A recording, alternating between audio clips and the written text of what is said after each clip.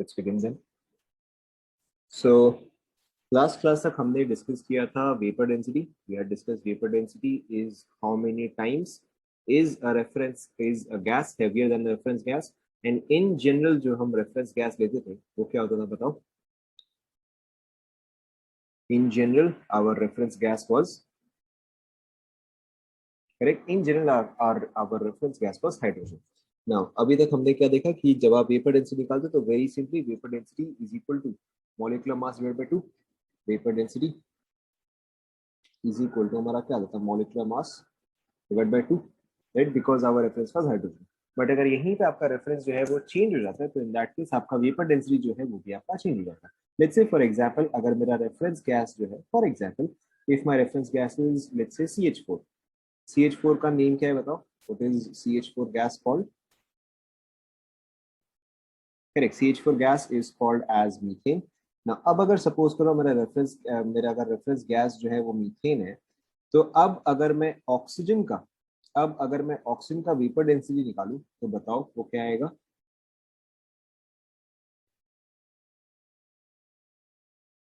Wait वापस try करो. Oxygen का वेपर डेंसिटी O2 क्या कर रहे हो? देखो. सो अब यहाँ पे आपका वेपर डेंसिटी जो है that will be molecular mass divide bye molecular mass of reference gas. Molecular mass of O2 is 32. Molecular mass of reference gas कितना आएगा बताओ? CH4 का molecular mass will be correct, which would be 16. तो यहाँ पे आपका vapor density आ जाएगा. So the one point that I mentioned कि आपका reference gas जो है in general it is hydrogen. However, it is not compulsory. We can also change whatever is our reference gas. Is this clear to everyone? Yes. Okay. So ये जो हमने discuss किया this was vapour density. इसके अलावा जो आपका normal density है वो तो आपको पता ही है, आपने स्टैंडर्ड 10 में ऑलरेडी कई बार कवर कर लिया. Now normal density is represented by rho. Now density क्या होता है पता है? आप सभी को पता है density is mass per unit volume. Mass per unit volume. Now there is one more important part that we must do, that is specific gravity. ये सभी बहुत ही छोटे छोटे टर्म्स है. Simply definition and leave the example से जो है आपको बहुत ही इजीली समझ में आ जाएगा. डेंसिटी आपको ऑलरेडी पता है, so I am not going to go in detail about this. Next one is specific gravity. एक सेकंड.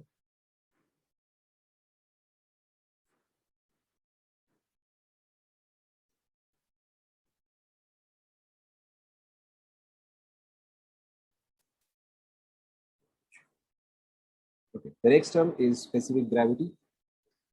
नाउ स्पेसिफिक ग्रेविटी क्या होता है? It is the ratio of density of a substance to the density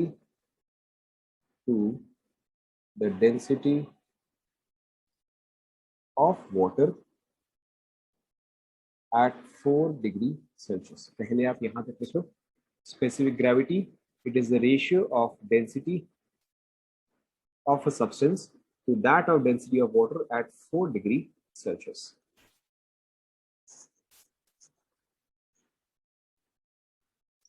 Now, अब इसमें से एक value जो है वो आपको ऑलरेडी पता है. What is the density of water? Correct. The density of water is 1 gram per ml. आपको ऑलरेडी पता है density of water at 4 degree Celsius, या इन जनरल भी जब हम डेंसिटी ऑफ वाटर लेते हैं वो हम लेते हैं 1 ग्राम पर ml. यस और नो? तो अब देखो अगर आपका कोई भी सब्सटेंस हो, okay let's take mercury. Now किसी को ध्यान में है क्या कि मर्क्यूरी का डेंसिटी क्या है? Does anybody remember? Correct. So mercury का डेंसिटी जो है दैट इज 13.6 ग्राम पर ml. नाउ अब अगर मैं निकालूं specific gravity of mercury, SPGR, इसको हम शॉर्ट में SPGR लिखेंगे. तो अगर मैं निकालूं स्पेसिफिक ग्रेविटी ऑफ मर्क्यूरी तो बताओ इसका वैल्यू क्या आएगा?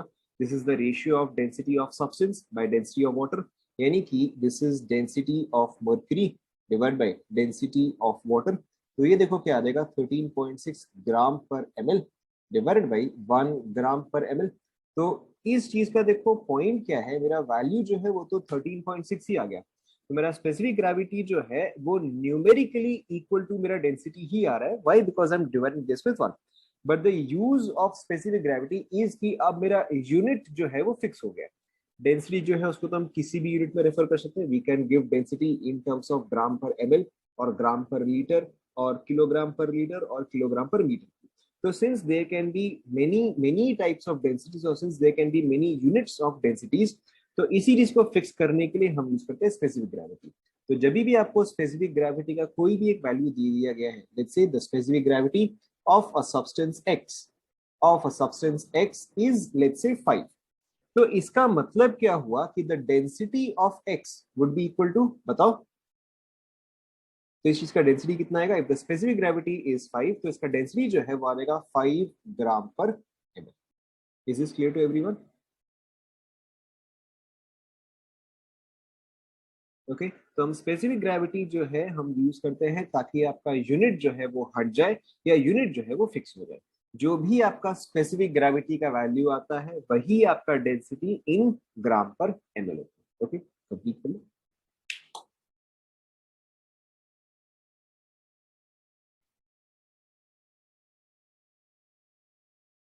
आप चाहे तो यहाँ पे ये पॉइंट मेंशन कर सकते हो, what ever is the value, ये सुनो, the value of density is same in gram per ml as that of specific gravity। जो भी आपका स्पेसिफिक ग्रेविटी है वही आपका डेंसिटी है इन ग्राम पर ml।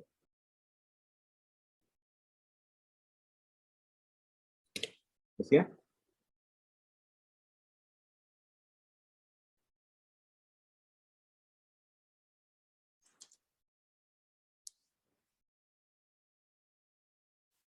नहीं इसमें तो रेफरेंस फिक्स हो गया ना, इसमें रेफरेंस तो आपका वाटर ही तो हुआ, इसमें तो रेफरेंस आपका फिक्स हो गया water.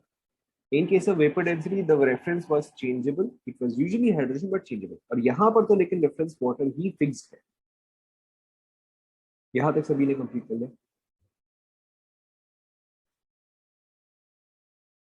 Okay. Now, the next thing that we are going to discuss, the next thing that we are going to discuss is mean atomic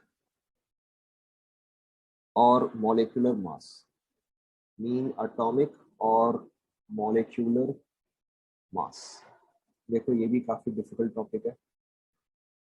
now अब देखो इसका मोस्ट कॉमन एग्जांपल आप सभी को ऑलरेडी पता है। अगर हम फॉर एग्जांपल लेते हैं क्लोरीन, तो क्लोरीन का आप एटॉमिक मास क्या लेते हो बताओ?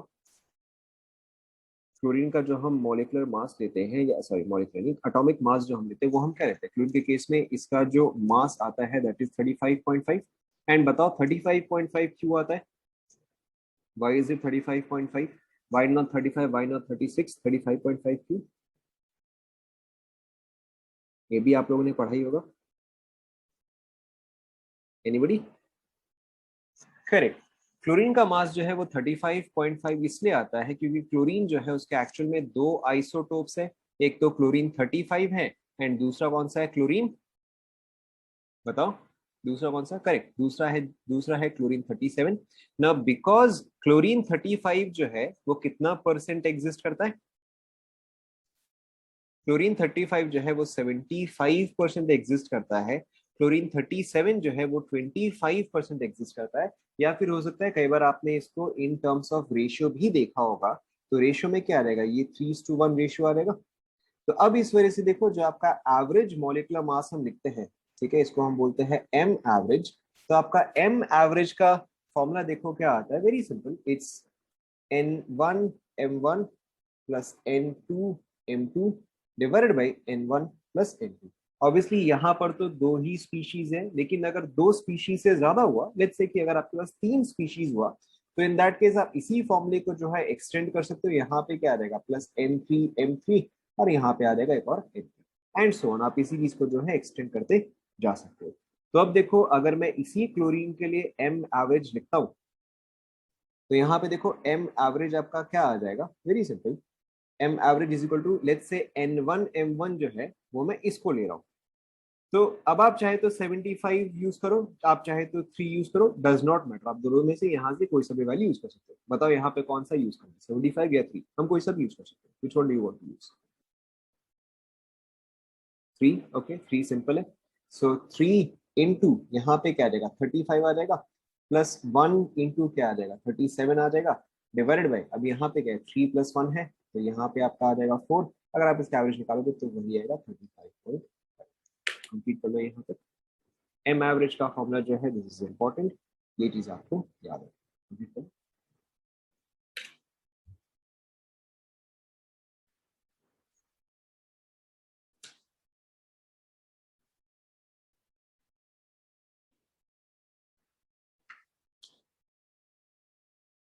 अगर आप 3 एंड 1 की जगह 75 25 लोगे तो भी आपको कोई फर्क नहीं पड़ेगा, आंसर जो है सेम ही आएगा।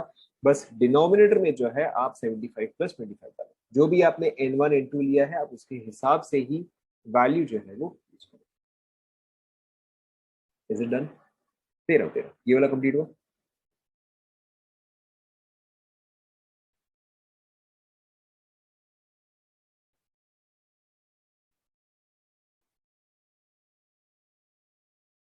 ये वाला कंप्लीट हुआ क्या?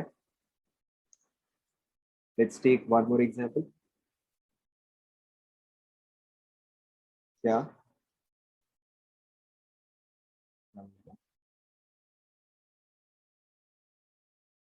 n है, n, this is n। Let's take one more example. um let's say an atom X and atom X exists in two isotopes, exists in two isotopes, let's say X20 X20 and X23.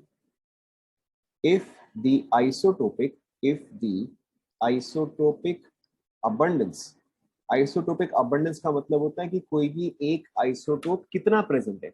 If the isotopic abundance of X20 is 60%, then find m average। Isotopic abundance का मतलब उसका कितना contribution है या वो कितना present है। ये वाला आप सॉल्व करो फटाफट।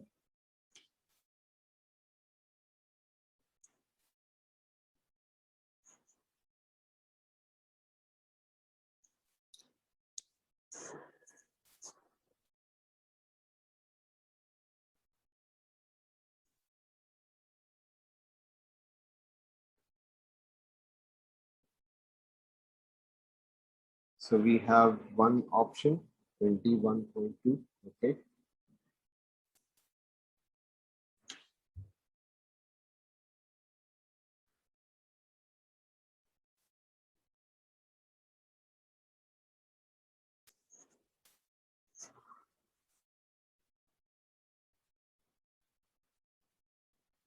देखो सिंपल सा ही है, हो गया ना सभी का। तो आपका देखो क्या आएगा, M average is equal to n1 m1 plus n2 m2 divided by n1 plus n2। बस अब आप यहाँ पे वैल्यूज डालते जाओ।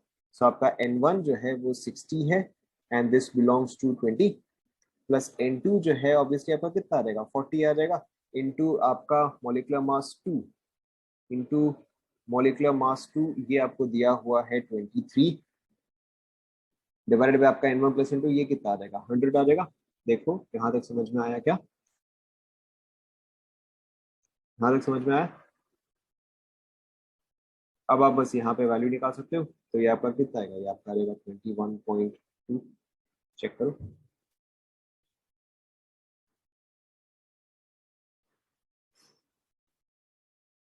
This is clear.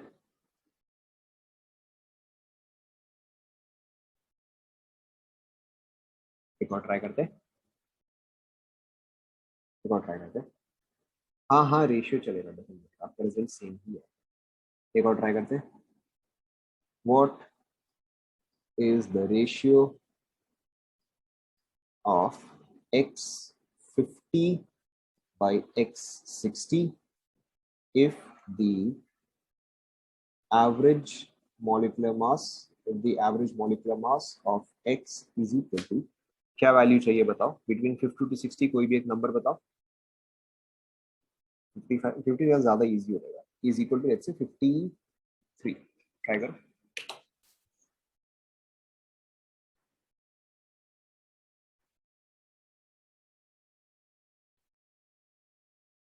ट्राई करो।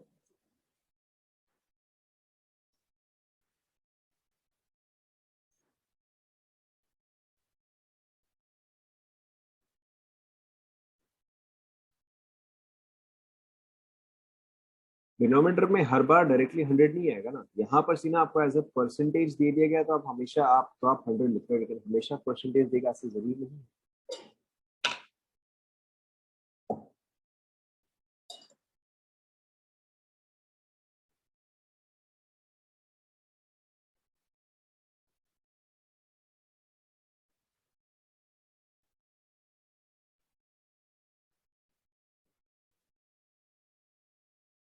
Okay, so we have one answer, 7:10. We have another answer, 7:3.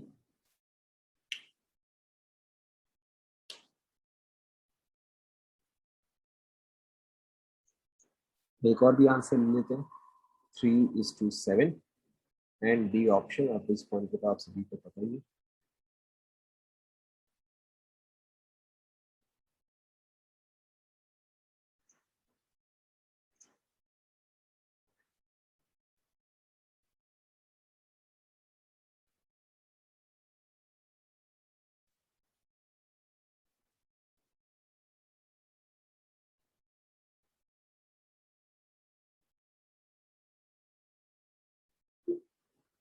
Check करें।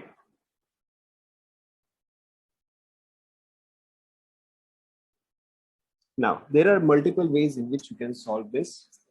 First method जो हुआ, फर्स्ट मेथड आपका हुआ कि आप अज्यूम करो कि this is present in n1:n2 ratio, आप ये चीज अज्यूम करो। तो अगर आप ये अजम्पशन लेके सॉल्व करते हो तो देखो आपका कैसे आएगा, 53, मैं डायरेक्टली लिख रहा हूँ, 53 is equal to n1 × 50 plus n2 × 60 divided by n1 plus n2।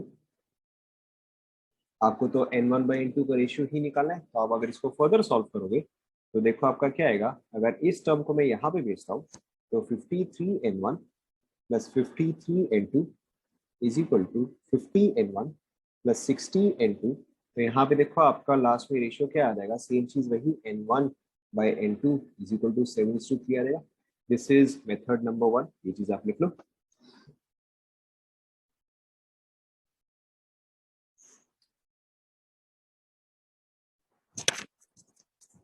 देखिए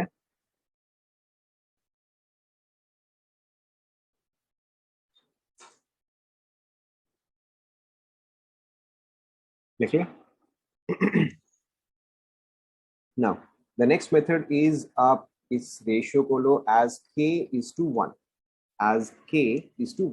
तो आपका देखो सॉल्विंग जो है वो एग्जैक्टली सेम ही रहेगा, जो आप n1:n2 ले रहे हो, आप बस इसको k:1 ले रहे हो। तो देखो इससे आपका क्या चीज चेंज जाएगा, सेम चीज, 53 is equal to 50 × k plus 60 × 1 divided by k+1। देखो इस मेथड का एडवांटेज क्या है कि यहाँ पर आपके पास दो वेरिएबल थे, n1 और n2, लेकिन यहाँ पे आपके पास एक ही वेरिएबल है, दैट इज k। तो आप दोनों में से कोई सा भी मेथड यूज करो, इन जनरल जब भी आपको रेशियो निकालना होता है आप हमेशा k:1 प्रेफर करो इन जनरल। हाउएवर आप इन दोनों में से कोई सा भी मेथड जो है आप कर सकते हो, whichever method you are comfortable with, you can use that method. यहाँ तक आप सभी को समझ में आया? यहाँ तक समझ में आया सभी को? Okay, now there is one more method which is faster than all of this, but अगर आपको ये समझ में आता है तो आप यूज करो, अगर आपको नहीं समझ में आता तो आप इस मेथड को छोड़ सकते हो। Okay, entirely up to you. Now देखो यहाँ पे मेरे पास एक का वैल्यू कितना है 50, दूसरे का वैल्यू कितना है 60। तो अगर मैं एक नंबर लाइन पे ड्रॉ करूँ, नंबर लाइन तो आप सभी को आता है, अगर मैं एक नंबर लाइन पे ड्रॉ करूँ, लेट्स से ये वैल्यू जो है ये 50 हुआ, ये वैल्यू जो है ये 60 हुआ। नाउ जो मेरे को एवरेज मॉलिक्यूलर मास दिया हुआ है वो कितना दिया हुआ है, 53 दिया हुआ है। तो वो जो है वो मेरे को 53 दिया हुआ है। तो यानी कि मैं यहां से यहां तक का डिस्टेंस एंड यहां से यहां तक का डिस्टेंस निकाल सकता हूँ, यस और नो?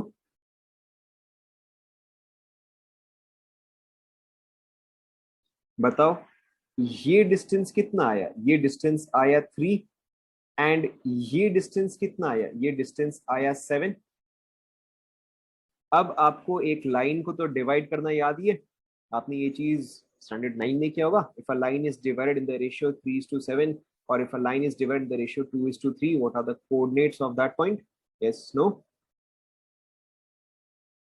बस आपको यहाँ पे एक चीज ध्यान में रखना है कि यहाँ पर जो है ये उल्टा होता है, तो 50/60 का रेशियो जो है वो 7:3 आएगा। बस आप एक चीज का ध्यान में रखना, यहाँ पे 50 बेसिकली x50/x60 का रेशियो जो है वो आप 3:7 मत कर देना, वो आपका 7:3 आएगा। ये चीज जो है वो उल्टा आता है। Is this clear?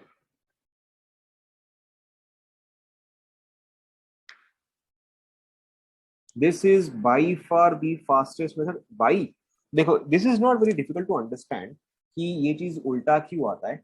जैसे कि देखो, आप एग्जांपल क्लोरीन का ही ले लो।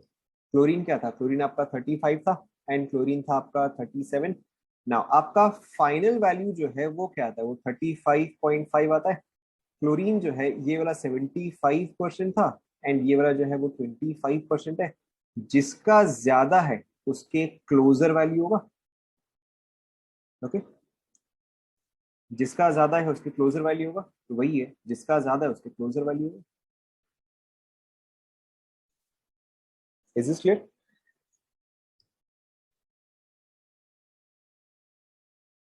Now let's take one more example. Let's take one more example.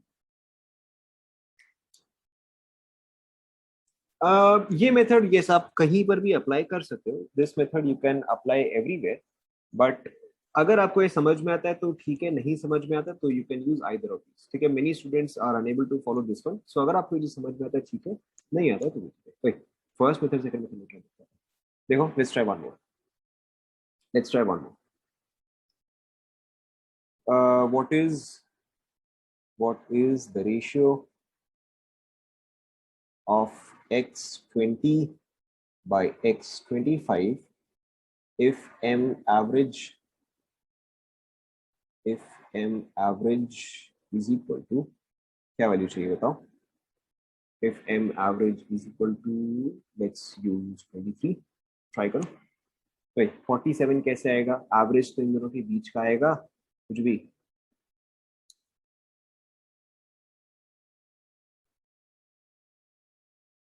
Okay, so we have answers. We have 3:2, we have 2:3। मैंने आपको बोला ना, कंफ्यूज मत होना।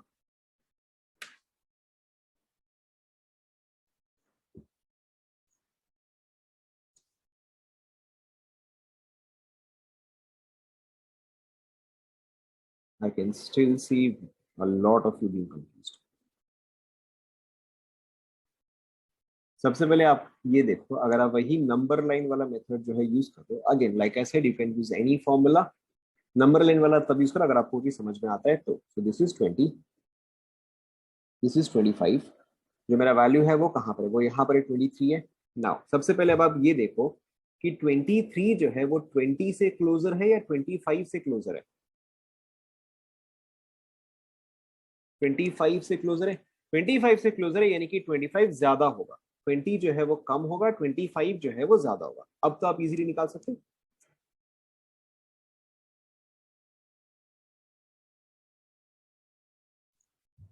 तो देखो, यहां से यहाँ का डिफरेंस कितना आया? 3 आया, और यहां से यहाँ का डिफरेंस कितना आया? 2 आया।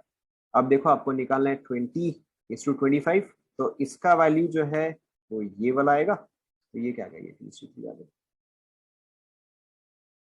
तो this is a very very fast method, provided कि आप गड़बड़ ना करो।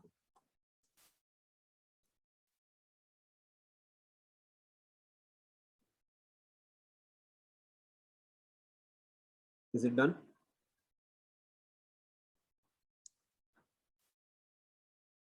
Let's take one more.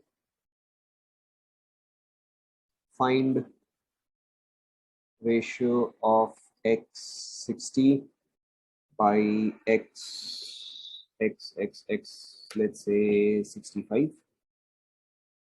If m average is equal to, let's say 61.5. Obviously more than 2 isotopes में आप ये वाला मेथड यूज नहीं कर सकते हो, बट आपको मोर देन 2 आइसोटोप्स के केस में आपको रेशियो निकालना भी नहीं।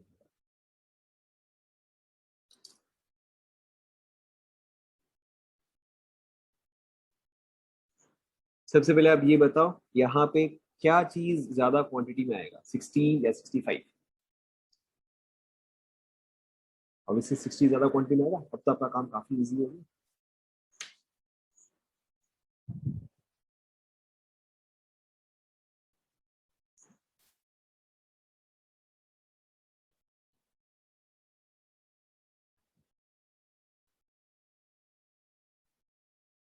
देखो वेरी सिंपल, सेम चीज, 60 नंबर लाइन पे यहाँ, 65 नंबर लाइन पे यहाँ, आपका एवरेज जो है that is at 61.5। Obviously this is close to 60, तो आपका 60 का क्वांटिटी जो है वो ज्यादा आएगा। Apart from that this is 1.5, this is 3.5, आपका काम प्रैक्टिकली हो ही गया। तो 60 बाई 65 जो है वो आपका 3.5 बाई 1.5 और 7:3। Is this clear to everyone now? And I hope आपको अब समझ में आ ही गया होगा कि this is a very easy method and a very fast method. आगे बढ़े। नाउ जब भी आपको 3 आइसोटोप दिया जाएगा, in that case this is not the type of question that you will be facing. अगर आपको 3 आइसोटोप दिया जाए तो in that case the question will look something like this, find m average if the ratio, if the percentage of isotopes is as given.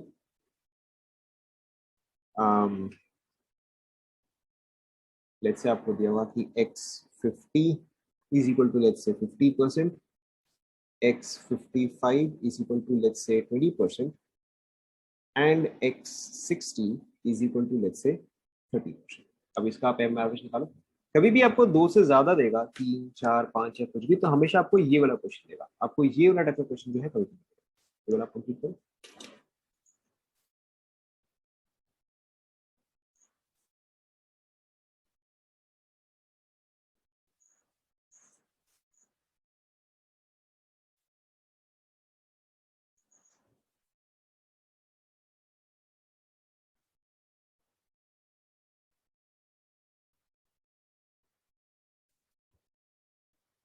So I have an option 54,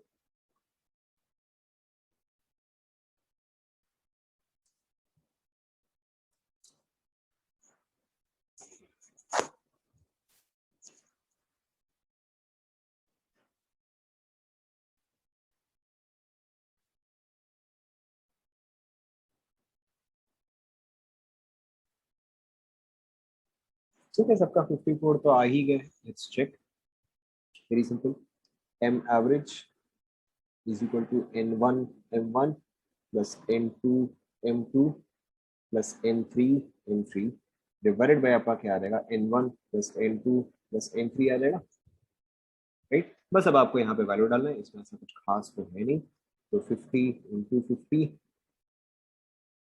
plus 20 into 55 plus 30 into 60 divided by आपका क्या आएगा। Okay, I am not doing the calculation here because इसमें ऐसा कुछ खास है नहीं, but I believe, I think आप लोगों ने सही ही किया होगा, तो शायद 54 होगा। मैंने चेक नहीं किया है कि मैंने आपका आंसर बताया। ओके, सो फार सो गुड, सभी को समझ में आ रहा है?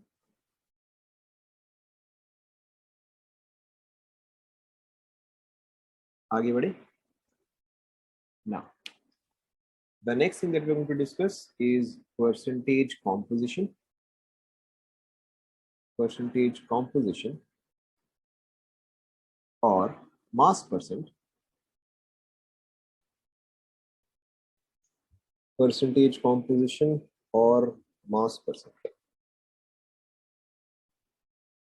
Start करें।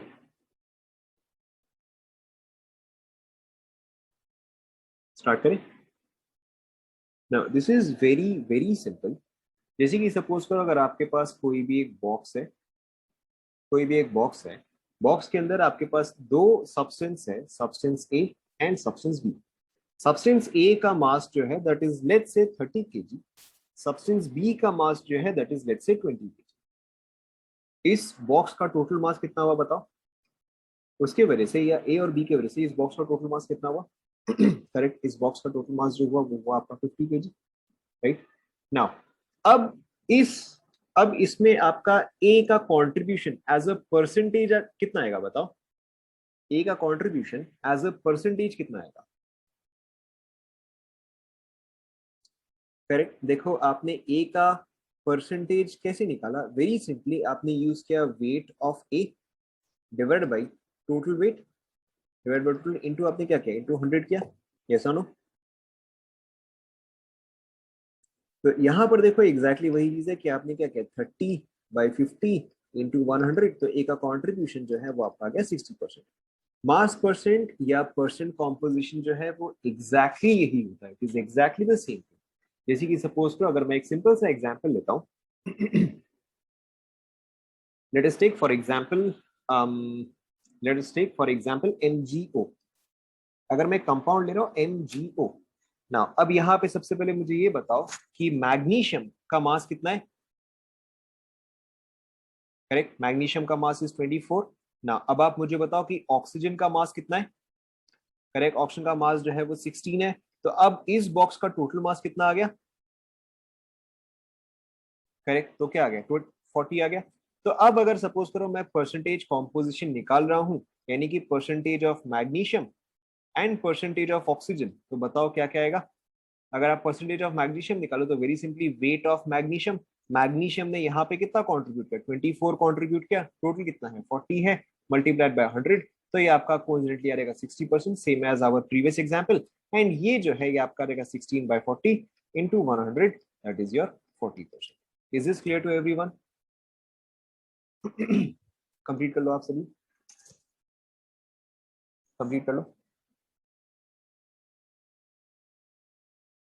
जब आपका ये कंप्लीट हो जाए then try this one, try this one.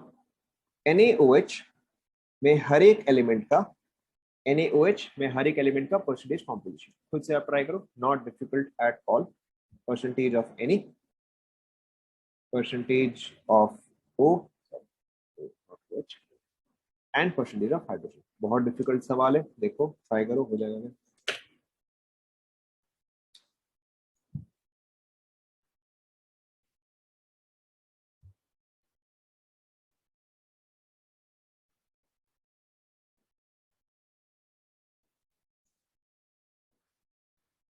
सो एक जन का आंसर आया है percentage of any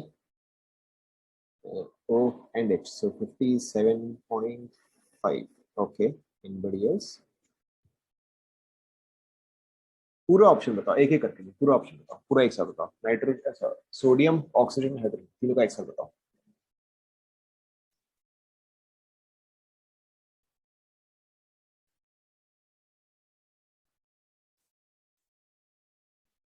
forty and 2.5। Okay, check करते हैं। Anybody else, any other answer?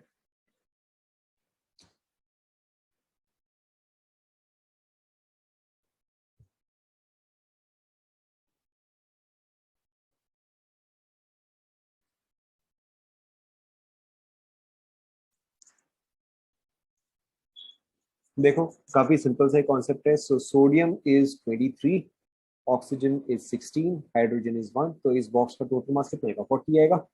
Now percentage of sodium would be very simply 23/40 multiplied by 100, that gives me वही same चीज 57.5।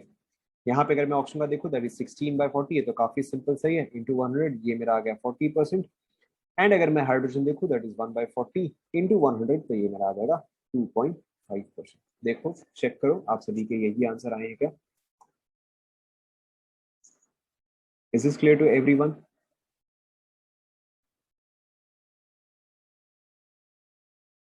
Clear to everyone? Yes, आगे बढ़े फिर, आगे बढ़ते हैं।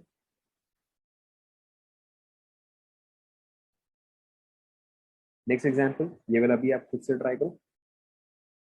आपको कंपाउंड दिया हुआ है CH4, आपको निकालना है percentage of carbon, percentage of hydrogen. मैं आपको 2-3 एग्जांपल दे रहा हूँ, आप सारे सॉल्व करो।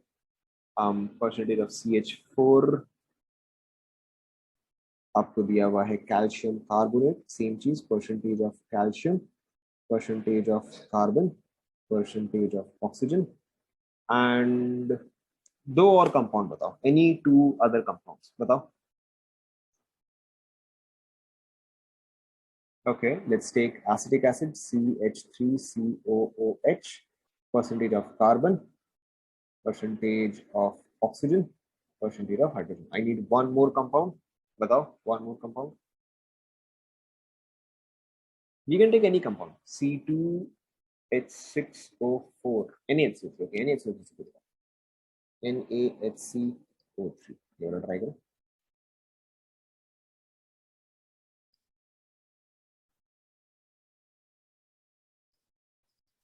Try करो सारे.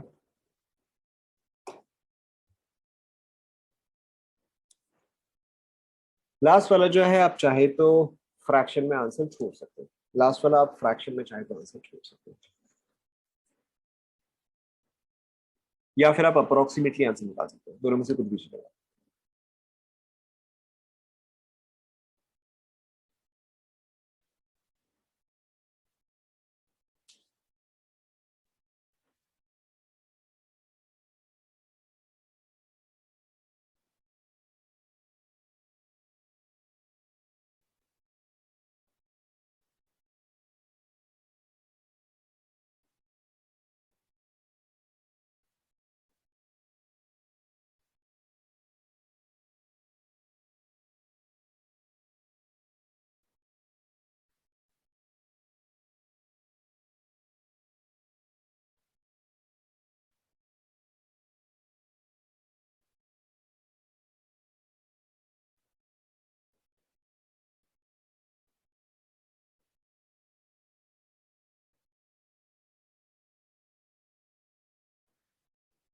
Third one CH4 CaCO3 CH3COOH acetic acid, last वाला NaHCO3.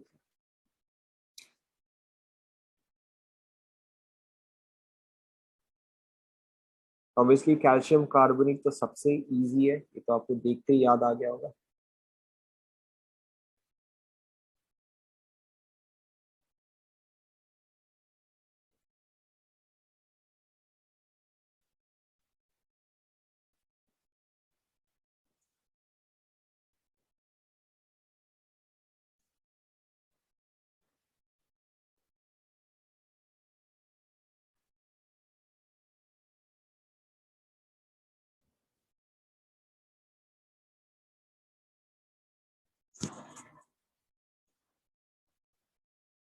तो ठीक हुआ क्या?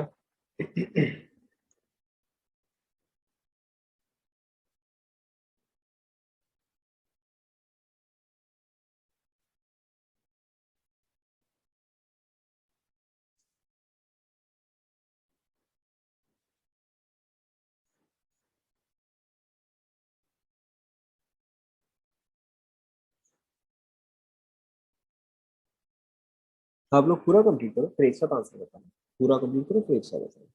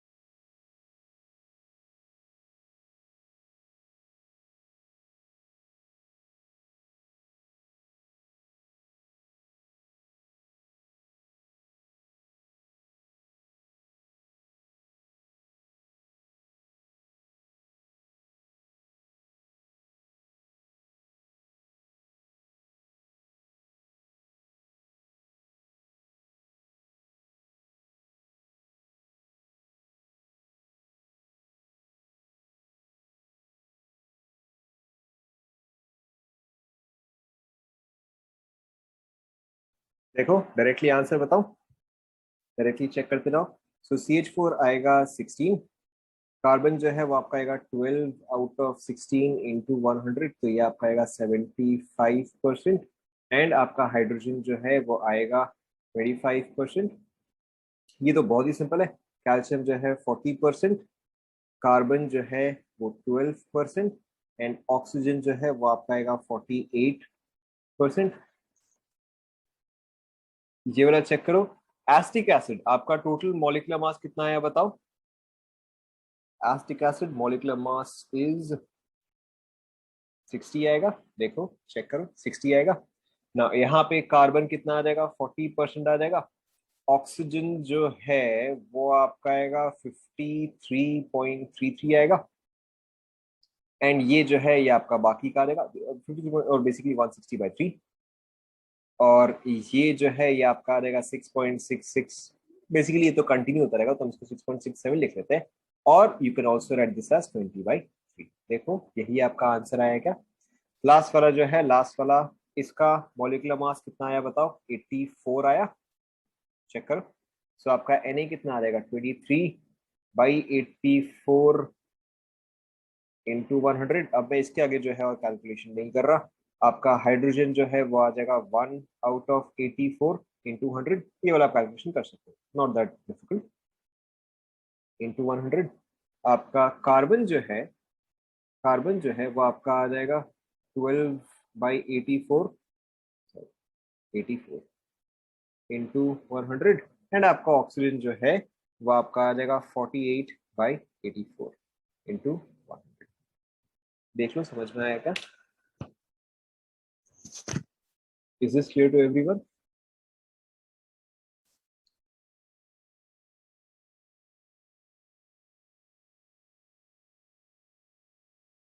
ना। अब देखो इस चीज का, या इस चीज पे आपको कॉमनली क्वेश्चन कहाँ पे आता है। इस चीज का देखो आपको कॉमनली क्वेश्चन कहाँ पे आता है। मैंने आंसर नहीं लिखा, मैंने बस वैल्यू लिख दिया है। इसका परसेंटेज जो है वो आप खुद से कैलकुलेट कर सकते हैं। 23/84, 1/84, 12/84 एंड 48/48। आप खुद से कैलकुलेशन जो है वो कर सकते हो। अगर आप यहाँ तक आ गए तो कैलकुलेशन आप कर ही सकते हो ना। नेक्स्ट देखो ना, इस चीज का कॉमन यूज कहाँ पे होता है देखो। For example, if a substance if a substance has percentage of, let's say, oxygen, has percentage of oxygen is equal to 4%, then the minimum molecular mass molecular mass of the substance is पहले आप ये question लिख लो।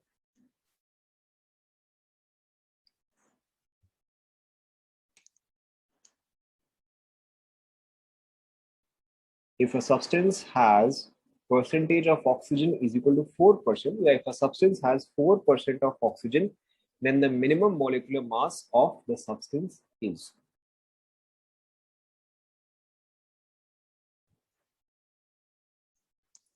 लिख लिया question सभी ने?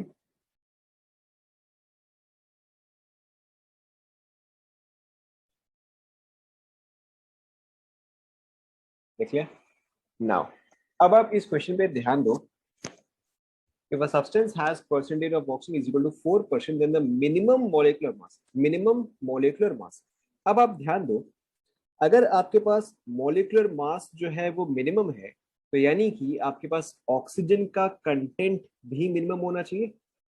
ऐसा no, अगर आपको ऑक्सीजन, अगर आपको मॉलिक्यूलर मास जो है वो कम से कम करना है, तो आपको ऑक्सीजन का क्वांटिटी भी कम से कम करना है। Now what is the minimum amount of oxygen that a molecule can have. उसके पास मिनिमम में 5 एटम हो सकता है, 4 एटम हो सकता है, 2 हो सकता है, 1 हो सकता है, 50 हो सकता है। What is the minimum amount? Correct. The minimum amount of oxygen that can be present in a molecule is 1 atom of oxygen. उससे कम तो और हो ही नहीं सकता। yes or no? क्या ये सभी को समझ में आ रहा है? तो मिनिमम जो है, मिनिमम टू मिनिमम भी आपके पास 1 ऑक्सीजन एटम तो होना ही चाहिए, मिनिमम टू मिनिमम भी आपके पास 1 ऑक्सीजन एटम होना चाहिए। Okay, now let us assume कि जो मॉलिक्यूलर मास है, समझ में आया नहीं आया? लेट अस अज्यूम कि आपका मॉलिक्यूलर मास जो है दैट इज लेट्स से m, मॉलिक्यूलर मास जो है वो है m। अब इसका 4% ऑक्सीजन है, तो into 4/100, this is equal to mass of oxygen. देखो समझ में आया क्या? अब अगर मेरे को इसको मिनिमम करना है, यानी कि मेरे को इसको भी मिनिमम करना पड़ेगा, क्योंकि ये तो कांस्टेंट है, इसको मिनिमम करना है तो ये ऑटोमेटिकली मिनिमम हो जाएगा। नाउ 1 ऑक्सीजन एटम, तो मिनिमम यहाँ पे कितना हो गया? So m into 4/100 is equal to minimum mass of oxygen would be 16, उससे कम तो पॉसिबल ही नहीं है। तो देखो आपका m क्या आ जाएगा? m आपका आ जाएगा, चेक करो समझ में आया क्या?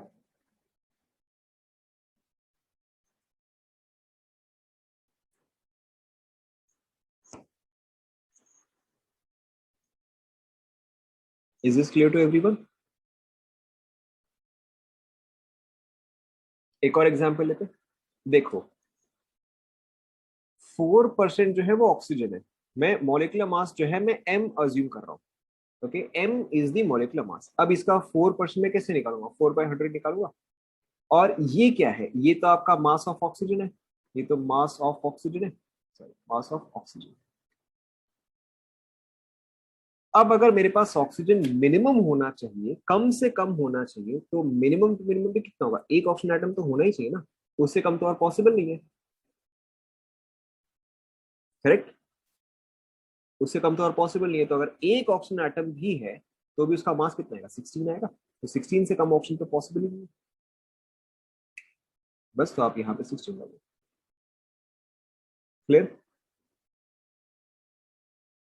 Let's take one more example. Find the minimum, find the minimum molecular mass of a substance,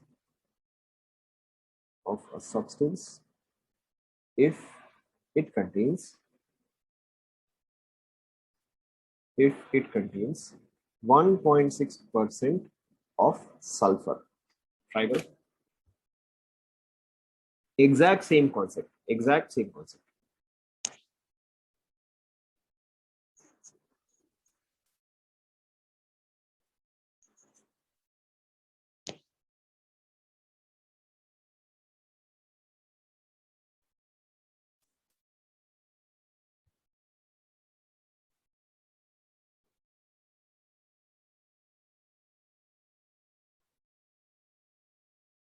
So we have an option 2000,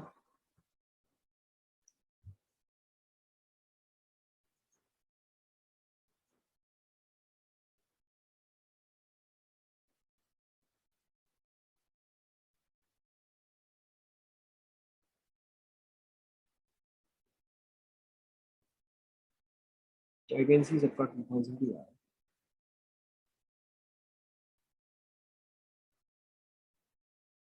देखो सेम चीज। So m into 1.6 divide by 100 is equal to क्या आएगा? Mass of sulphur आएगा, mass of sulphur. तो m into 1.6 divide by 100। अब अगर मुझे ये मिनिमम चाहिए, यानी कि ऑटोमेटिकली ये भी मिनिमम हो गया। Now what is the minimum mass of sulphur? 1 atom of sulphur and atomic mass of sulphur is 32। तो ये आपका m कितना आ जाएगा? आपका m आ जाएगा, चेक करो।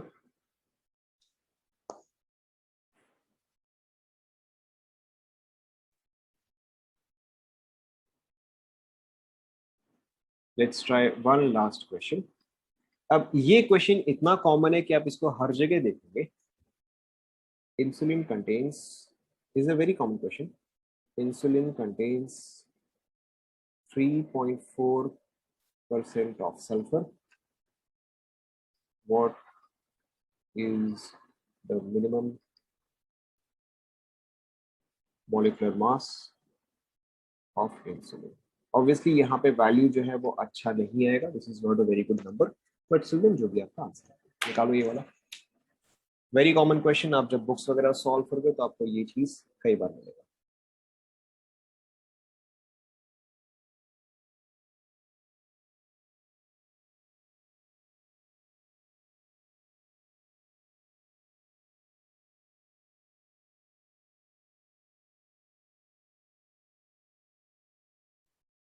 व्हाट इज इंसुलिन, इसका मैं क्या जवाब?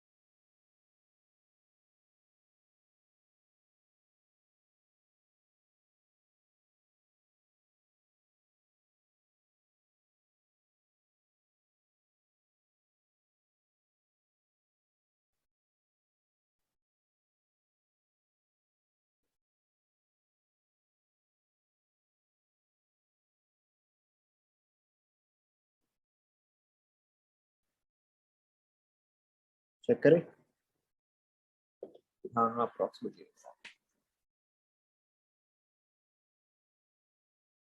तो देखो क्या आएगा ये,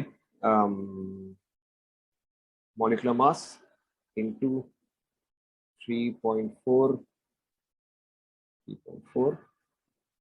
divided by 100 is equal to atomic mass of sulfur, minimum mass of sulfur, that is 32। तो आपका देखो मॉलिक्यूलर मास जो है वो अप्रोक्सीमेटली आना चाहिए, नॉट एग्जैक्टली बट आपका अप्रोक्सीमेटली आना चाहिए 940। चेक करो 941.2 ऐसे कुछ आता है। बेटर एक्चुअली आप लिखो, ठीक है, 941.2। वेरी कॉमन क्वेश्चन, इस पॉइंट पर मेरे को आंसर ही याद हो गया, आपको भी ये चीज जो है वो याद हो जाएगा। यहाँ तक सभी को समझ में आया? Okay, then that's it for today। यहाँ तक आप रिवाइज करो, we will continue right from here। Thank you class।